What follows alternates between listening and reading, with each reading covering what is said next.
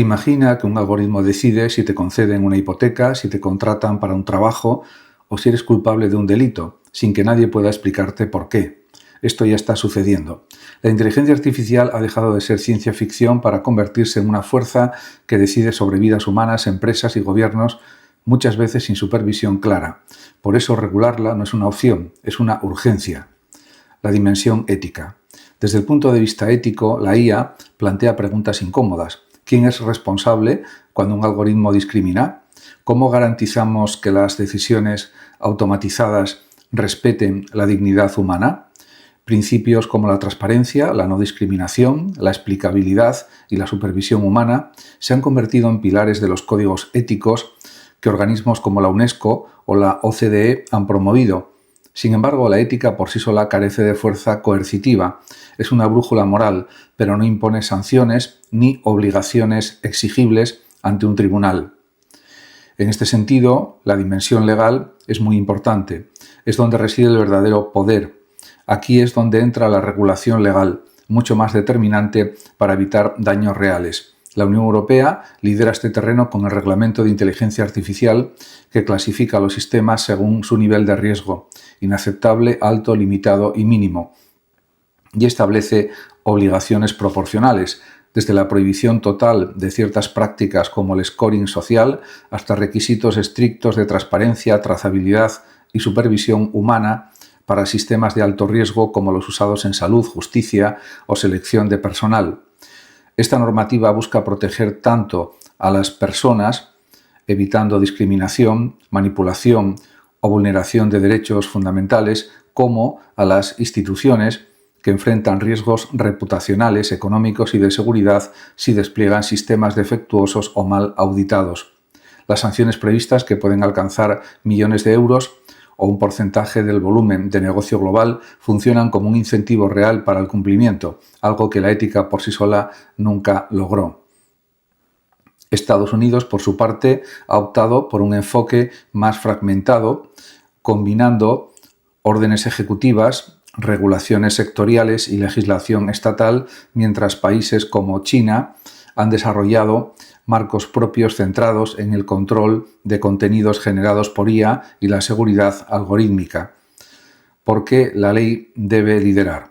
La ética inspira principios, pero la ley los convierte en obligaciones verificables, auditables y sancionables. Sin marcos legales robustos, las empresas podrían priorizar la eficiencia o el beneficio económico sobre la seguridad. La construcción del Gran Estadio Hassan II en las proximidades de Casablanca constituye uno de los proyectos deportivos más ambiciosos emprendidos por Marruecos, con una capacidad prevista para 115.000 espectadores y una inversión global de 1.000 millones de euros. Esta gigantesca infraestructura no responde únicamente al deseo de disponer de un recinto moderno, sino a una estrategia de alcance internacional. Será el megaestadio más grande del mundo. El principal objetivo es situar a Marruecos en una posición privilegiada para albergar la final de la Copa del Mundo de Fútbol de 2030, un torneo que organizará conjuntamente con España y Portugal. La candidatura conjunta fue presentada como un ejemplo de cooperación entre Europa y África, pero la elección del estadio que acogerá el partido decisivo se ha convertido en uno de los asuntos más debatidos. España considera que dispone de estadios históricos, una amplia experiencia organizativa y una infraestructura consolidada para albergar la final. Portugal, por su parte, también aspira a desempeñar un papel destacado en el campeonato. Sin embargo, Marruecos ha decidido reforzar su candidatura mediante la construcción de un estadio completamente nuevo, concebido para convertirse en uno de los mayores y más modernos del planeta, en el mayor. Este proyecto persigue también objetivos económicos y estratégicos. Un estadio de semejantes dimensiones puede atraer grandes acontecimientos deportivos, conciertos y competiciones internacionales durante décadas, favoreciendo el turismo, la inversión y la creación de empleo. Además, refuerza la imagen del país como una potencia emergente capaz de desarrollar obras de enorme complejidad técnica y de organizar eventos de alcance mundial. La posibilidad de que la final del Mundial se dispute en Marruecos ha generado un intenso debate en medios de comunicación y entre aficionados. Muchos consideran que al tratarse de una candidatura compartida, España debería albergar el encuentro más importante del torneo debido a su tradición futbolística y a la calidad de sus instalaciones. Otros sostienen que la construcción del gran estadio Hassan II representa un esfuerzo extraordinario que merece ser recompensado con la designación de la final, además de simbolizar el creciente protagonismo del continente africano en el deporte internacional. Aunque la decisión definitiva corresponde a la FIFA y todavía no ha sido anunciada, el debate continúa creciendo a medida que avanzan las obras. Independientemente del resultado, el gran estadio Hassan II ya se perfila como uno de los símbolos arquitectónicos y deportivos del Mundial de 2030. España quiere la final. Mientras España discute si el Bernabéu o el Camp Nou merecen albergar la final del Mundial 2030, a apenas 38 kilómetros de Casablanca se levanta ya el que promete ser el estadio más grande del planeta, el Gran Estadio Hassan II, con capacidad para 115.000 espectadores y un presupuesto de 1.000 millones de dólares o euros. Marruecos no compite solo con ladrillo y acero, sino con una estrategia diplomática que ha puesto en alerta a España y Portugal, un proyecto con mensaje político.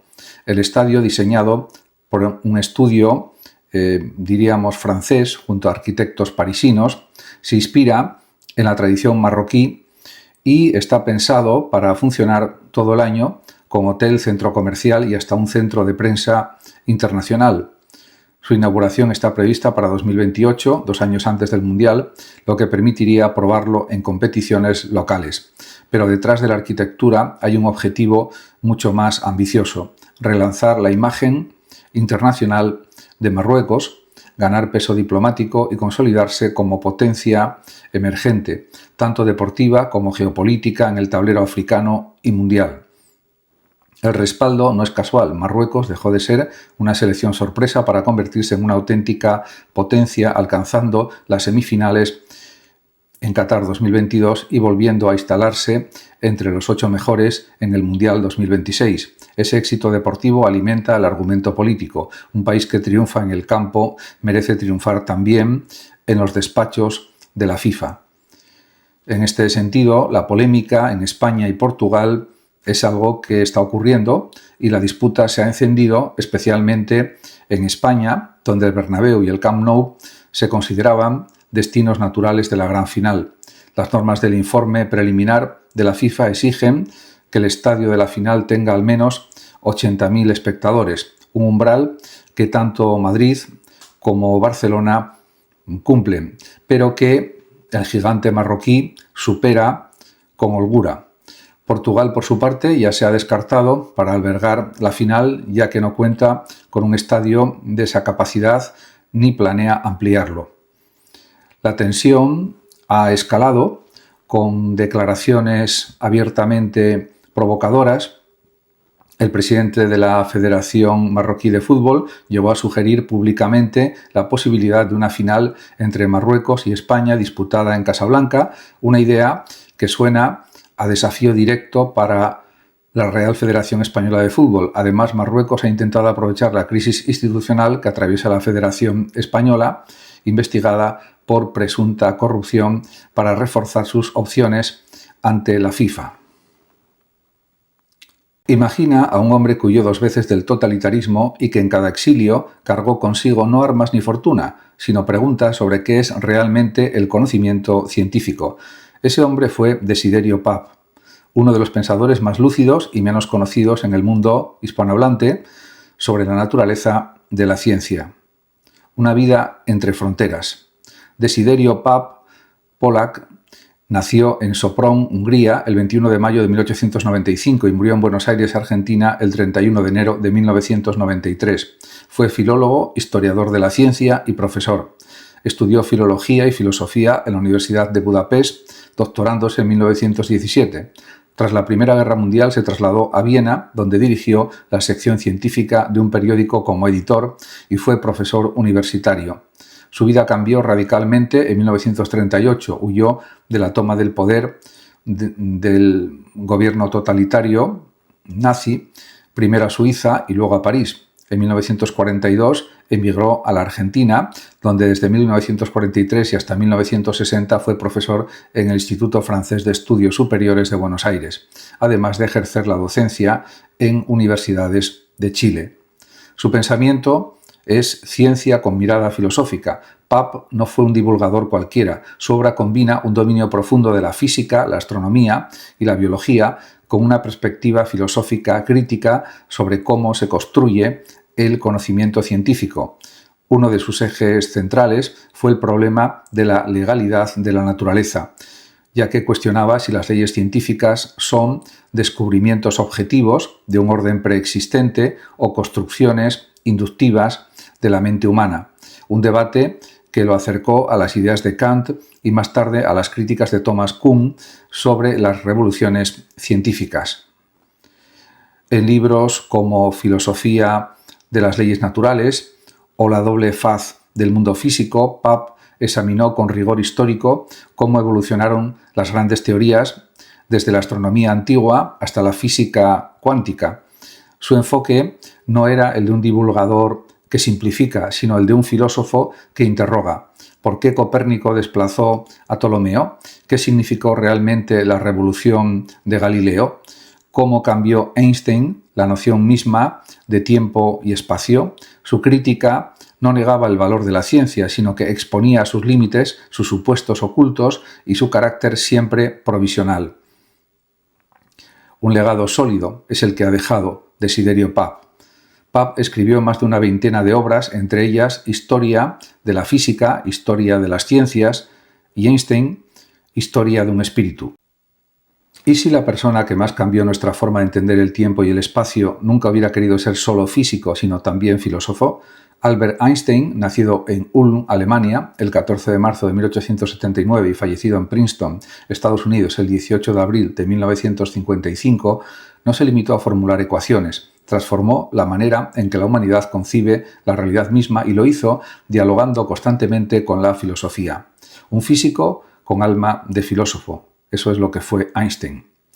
Einstein leyó con devoción a Spinoza, a Kant, a Hume y a otros filósofos, y esas lecturas no fueron adorno intelectual, moldearon su forma de pensar la ciencia. De Baruch Spinoza tomó una visión casi panteísta de la naturaleza.